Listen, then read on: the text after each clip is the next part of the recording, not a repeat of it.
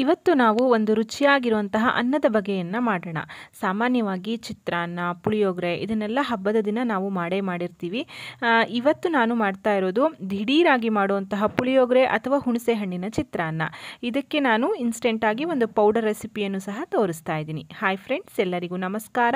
Welcome to ಸಂತೃಪ್ತಿ kitchen. ಇದನ್ನು ಮಾಡೋದಕ್ಕೆ ನಾನು 2 ಲೋಟದಷ್ಟು ಊಟದ ಅಕ್ಕಿಯನ್ನು, ಸೋನಾ ಮಸೂರಿ ಅಕ್ಕಿ ತೊಗೊಂಡಿದ್ದೀನಿ. ನೋಡಿ, ನಾನು ಈ ಲೋಟದಲ್ಲಿ 2 ಲೋಟದಷ್ಟು ಅಕ್ಕಿಯನ್ನು ತೊಗೊಂಡಿದ್ದೀನಿ. ಮೊದಲಿಗೆ ಅಕ್ಕಿಯನ್ನು 2 ಸಲ ಚೆನ್ನಾಗಿ ತೊಳೆದು ನಾವು ಅನ್ನವನ್ನು ಮಾಡ್ಕೋಬೇಕಾಗತ್ತೆ. ಮಾಮೂಲಿಯಾಗಿ ಮಾಡೋದಕ್ಕಿಂತ ಸ್ವಲ್ಪ ಉದುರಾಗಿ ಅನ್ನ ಮಾಡಿಕೊಂಡ್ರೆ ಚೆನ್ನಾಗಿ ಬರುತ್ತೆ. ಸೊ ನಾನು ಕುಕ್ಕರಿಗೆ ತೊಳೆದಿರೋಂತಹ ಅಕ್ಕಿಯನ್ನು ಹಾಕಿ ಇದಕ್ಕೆ 3 ಲೋಟದಷ್ಟು ನೀರನ್ನು ಹಾಕ್ತಾ ಇದ್ದೀನಿ. ನೀವು ಅಕ್ಕಿಯ ಗುಣವನ್ನು ನೋಡಿಕೊಂಡು ನೀರು ಹಾಕೋದು ಒಳ್ಳೆಯದು. ಸ್ವಲ್ಪ ಎಣ್ಣೆಯನ್ನು ಹಾಕ್ತಾ ಇದ್ದೀನಿ, ಉದುರಾಗಿ ಬರುತ್ತೆ ಅಂತ. ಎಣ್ಣೆಯನ್ನು ಹಾಕಿ ಲಿಡ್ಡನ್ನು ಕ್ಲೋಸ್ ಮಾಡಿ ಅನ್ನವನ್ನು ಮಾಡ್ಕೋತೀನಿ. ಇಲ್ಲಿ 1 ನಿಂಬೆ ಹಣ್ಣಿನ ಗಾತ್ರದಷ್ಟು ಹುಣಸೆ ಹಣ್ಣನ್ನು ತೊಗೊಂಡಿದ್ದೀನಿ. ನಾನು ಇದನ್ನು ತೊಳೆದಿಟ್ಕೊಂಡಿರುವಂತಹ ಹುಣಸೆ ಹಣ್ಣು, ಇದನ್ನು ನೀರಿನಲ್ಲಿ ನೆನೆಸಿಡ್ತಾ ಇದ್ದೀನಿ. ತುಂಬ ಬೇಗ ಆಗಬೇಕು ಅಂದರೆ ಬಿಸಿ ನೀರಲ್ಲಿ ನೆನೆಸಿದ್ರೆ ಬೇಗ ಬಿಟ್ಕೊಳ್ಳುತ್ತೆ. ನೀರಿನಲ್ಲಿ ನೆನೆಸಿಟ್ಕೊಳ್ಳೋಣ ಮೊದಲಿಗೆ ಹುಣಸೆ ಹಣ್ಣನ್ನು. ನಂತರ ಮಸಾಲೆಗೆ ಒಂದು ಪ್ಯಾನನ್ನು ಬಿಸಿಗಿಟ್ಕೊಂಡು 2 ಚಮಚದಷ್ಟು ಧನಿಯಾ ಬೀಜವನ್ನು ಹಾಕ್ತಾ ಇದ್ದೀನಿ, ಕೊತ್ತಂಬರಿ ಬೀಜ. ಅರ್ಧ ಚಮಚದಷ್ಟು ಜೀರಿಗೆಯನ್ನು ಹಾಕ್ತಾ ಇದ್ದೀನಿ. ಮತ್ತು ಅರ್ಧ ಚಮಚ ಅಥವಾ 1/4 ಚಮಚದಷ್ಟು ಮೆಂತ್ಯವನ್ನು ಹಾಕ್ತಾ ಇದ್ದೀನಿ. ಮತ್ತು ಅರ್ಧ ಚಮಚದಷ್ಟು ಕಾಳು ಮೆಣಸು. ನಾನು ತೊಗೊಂಡಿರೋದು ಬಿಳಿ ಕಾಳು ಮೆಣಸು, ಅಂದರೆ ವೈಟ್ ಪೆಪ್ಪರ್. ನೀವು ಯಾವ್ದು ಸಹ ಹಾಕ್ಕೋಬೋದು. 3-4 ಬ್ಯಾಡಗಿ ಮೆಣಸನ್ನು ಹಾಕಿ ಡ್ರೈ ಆಗಿ ಇದನ್ನು ಹುರ್ಕೋತೀನಿ. ಎಣ್ಣೆ ಎಲ್ಲ ಹಾಕಿ ಏನು ಹುರಿಬೇಕಂತ ಅಗತ್ಯ ಇಲ್ಲ. ಒಳ್ಳೆ ಪರಿಮಳ ಬರೋ ತನಕ, ಧನಿಯಾದ್ದೆಲ್ಲ ಒಳ್ಳೆ ಪರಿಮಳ ಬರೋ ತನಕ ಇದನ್ನು ಹುರ್ಕೋಬೇಕಾಗತ್ತೆ. ಇನ್ನೇನು 3/4 ಭಾಗ ಆಗಿದೆ, ಹುರಿತಾ ಇದೆ ಅಂತನ್ನುವಾಗ ಕಡೆಯಲ್ಲಿ 2 ಚಮಚದಷ್ಟು ಬಿಳಿ ಎಳ್ಳನ್ನು ಹಾಕ್ತಾ ಇದ್ದೀನಿ. ಎಳ್ಳು ಬೇಗ ಹುರಿಯೋದ್ರಿಂದ ಕಡೆಯಲ್ಲಿ ಹಾಕೊಂಡ್ರೆ ಸಾಕಾಗತ್ತೆ. ಈ ಎಳ್ಳು ಸಹ ಸ್ವಲ್ಪ ಚಟ್ಪಟ್ ಅಂತ ಸಿಡಿಯೋ ತನಕ ಇದನ್ನು ಹುರ್ಕೊಳ್ಳಿ.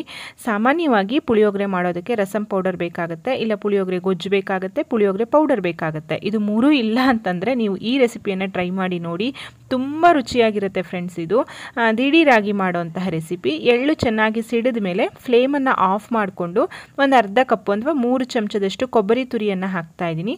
ಇದನ್ನು ಹಾಕಿ ಹುರಿಬೇಕಂತ ಏನಿಲ್ಲ. ಆ ಬಿಸಿ ಬಾಣಲಿಯಲ್ಲೇ ಒಂದು 2 ನಿಮಿಷ ಮಿಕ್ಸ್ ಮಾಡಿಕೊಂಡ್ರೆ ಆಯಿತು. ಇದು ಈಗ ಪೂರ್ತಿಯಾಗಿ ತಣ್ಣಗಾದಮೇಲೆ ಮಿಕ್ಸರ್ ಜಾರ್ಗೆ ಹಾಕಿ ಡ್ರೈ ಆಗಿ ಪೌಡರ್ ಮಾಡ್ಕೊಳ್ತೀನಿ. ಫ್ರೆಶ್ ಆಗಿ ಈ ರೀತಿ ಮಾಡಿ ಹಾಕೋದ್ರಿಂದ ತುಂಬಾ ಟೇಸ್ಟಿಯಾಗಿರುತ್ತೆ, ಎಲ್ಲದರದ ಪರಿಮಳ ಆಗುತ್ತೆ ನಮಗೆ. ನೋಡಿ, ಈ ರೀತಿ ನಾನು ಪುಡಿ ಮಾಡ್ಕೊಂಡಿದ್ದೀನಿ. ಈಗ ಇದಕ್ಕೆ ಒಗ್ಗರಣೆಯನ್ನು ಮಾಡ್ಕೊಳ್ಳೋಣ.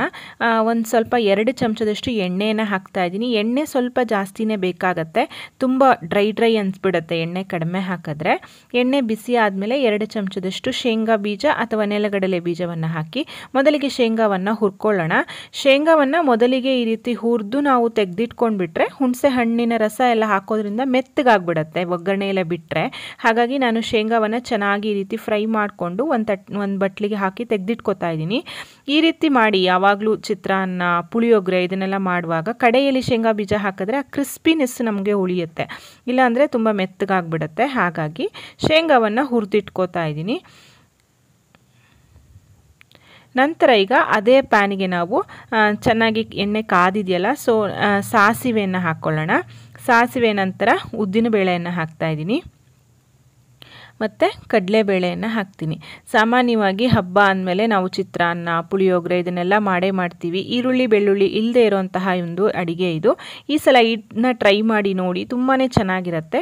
1 ಚಿಟಿಕೆ ಎಣ್ಣೆಯನ್ನು ಹಾಕಿ ಮುರಿದಿರುವಂತಹ 2 ಒಣಮೆಣಸಿನಕಾಯಿ ಮತ್ತು ಹೆಚ್ಚಿರುವಂತಹ 2 ಹಸಿಮೆಣಸು ಹಾಕ್ತಾ ಇದ್ದೀನಿ. ಪೌಡರ್ಗೆ ನಾವು ಬ್ಯಾಡಗಿ ಮೆಣಸನ್ನು ಯೂಸ್ ಮಾಡಿರೋದ್ರಿಂದ ಅಷ್ಟು ಖಾರ ಆಗಿರೋದಿಲ್ಲ.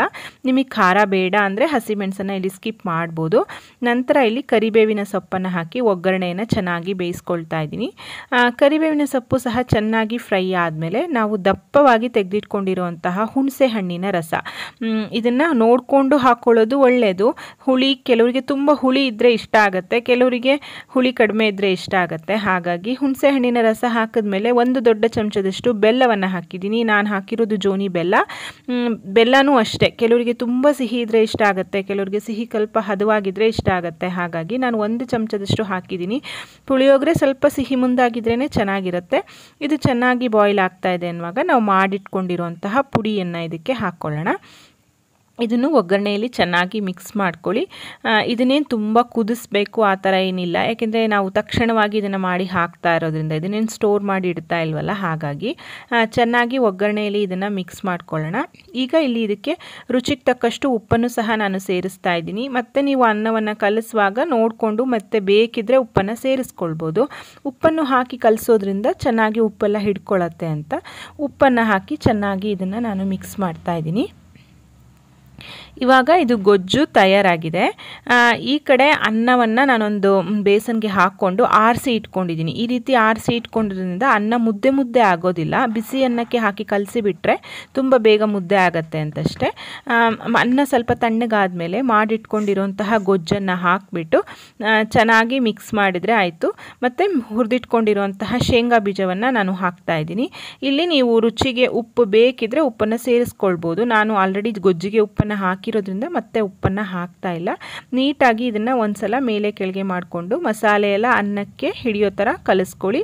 ಸ್ಪೂನಲ್ಲಿ ಕಂಫರ್ಟಬಲ್ ಇದೆ ಅಂತಂದರೆ ನೀವು ಸ್ಪೂನಲ್ಲೇ ಕಲಿಸ್ಕೋಬೋದು, ಇಲ್ಲ ಕೈಯಲ್ಲಿ ಕಲಿಸಿದ್ರೆ ಚೆನ್ನಾಗಾಗತ್ತೆ ಅಂತಂದರೆ ಕೈನಲ್ಲೇ ಬೇಕಿದ್ರೂ ಕಲಿಸ್ಕೊಳ್ಬೋದು.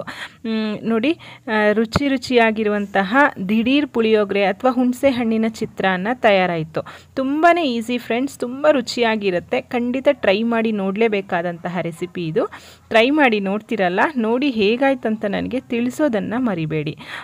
ನೋಡಿ, ರುಚಿಯಾಗಿರುವಂತಹ ಹುಣಸೆ ಹಣ್ಣಿನ ಚಿತ್ರಾನ್ನ ತಯಾರಾಗಿದೆ. ನಿಮಗೆ ಈ ವಿಡಿಯೋ ಇಷ್ಟ ಆಗಿದ್ರೆ ದಯವಿಟ್ಟು ಲೈಕ್ ಮಾಡಿ. ಈ ವಿಡಿಯೋವನ್ನು ನಿಮ್ಮ ಫ್ರೆಂಡ್ಸ್ ಆ್ಯಂಡ್ ಫ್ಯಾಮಿಲಿ ಜೊತೆ ಶೇರ್ ಮಾಡಿ. ಮತ್ತೊಂದು ರುಚಿಯಾದ ಅಡುಗೆಯೊಂದಿಗೆ ಮತ್ತೆ ಬರ್ತೇನೆ. ಅಲ್ಲಿವರೆಗೂ ಧನ್ಯವಾದಗಳು. Thank you for watching. Thank you.